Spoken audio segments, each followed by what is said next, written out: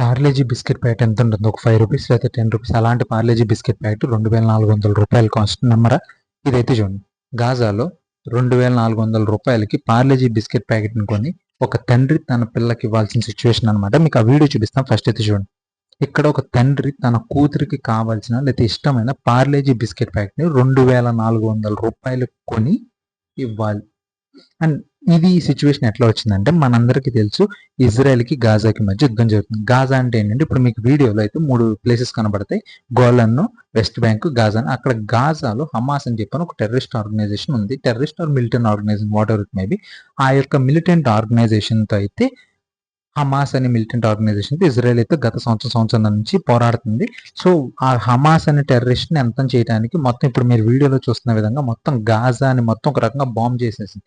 దానివల్ల గాజాలో నివసించే normal people ఎవరైతే ఉంటారో వాళ్ళకి కూడు గుడ్డ నీరు అంటారు కదా, అట్లాంటివన్నీ ఒక రకంగా ఇబ్బంది అవుతుంది. దానికోసం ప్రపంచంలో ఉన్న అన్ని దేశాలు ఇక్కడ గాజాలో నివసిస్తున్న ఎవరైతే జనాలు నార్మల్ పీపుల్ ఎవరైతే ఉన్నారో వాళ్ళ కోసం ఎయిడ్ పంపించాయి. అలాగే మన ఇండియా కూడా గాజాకి ఎయిడ్ పంపించింది. అందులో పార్లేజీ బిస్కెట్ ప్యాకెట్ అయితే ఉంది. బట్ మనందరికీ తెలుసు, ఈ హమాస్ అనే టెర్రరిస్టులు ఎవరైతే ఉన్నారో వాళ్ళు ఒక రకంగా ఎయిడ్ని హైజాక్ చేయడం వల్ల అయితే వాళ్ళు తీసుకొని ఇలా జనాలకి డబ్బులకు అమ్ముతాం అయితే జరుగుతుంది.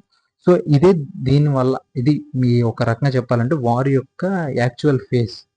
ఇక్కడ మనం ఏమో జనాల కోసం పంపిస్తుంది, అక్కడ హమాస్ అనే టెర్రరిస్ట్ ఆర్గనైజేషన్స్ దీన్ని 2000కి 3000కి అమ్మి వాళ్ళ టెర్రర్ యాక్టివిటీస్ ఏవైతే ఉన్నాయో వాటిని ఫండింగ్ చేసుకుంటున్నారు. అండ్ దీనికి కూడా 2 సైడ్స్ ఉంది. హమాస్ని అడిగామనుకోండి, ఇది మాకు ఎయిడ్ కాదు, మేము దీన్ని ఇట్లాగే అమ్ముకుంటున్నాం, లేకపోతే మాకు అసలు ఎయిడ్ రానివ్వట్లేదు ఇజ్రాయెల్ అని చెప్తే. ఇజ్రాయెల్ని అడిగారు అనుకోండి, ఇది లేదు, హమాస్ ఇట్లా వచ్చిన ఎయిడ్ని అంతా ఇట్లాగా టెర్రరిస్ట్ యాక్టివిటీస్కి ఫండింగ్ చేసుకోవడానికి వాడుతున్నారు, సో దానికోసం మేము ఎయిడ్ని కూడా చాలా డౌట్గా పంపించాల్సి వస్తుందని చెప్పినారు. సో హమాస్ అబద్ధం చెప్పినా, ఇజ్రాయెల్ అబద్ధం చెప్పినా, అక్కడ గాజాలో ఉన్న నార్మల్ పీపుల్ అయితే ఇబ్బంది పడుతున్నారు. ఇది రియల్ ఫేస్ ఆఫ్ వార్ అనమాట. దీని గురించి మీరైతే ఏమనుకుంటున్నారు కింద నా కామెంట్ సెక్షన్ అయితే తెలియజేయండి. Thank you.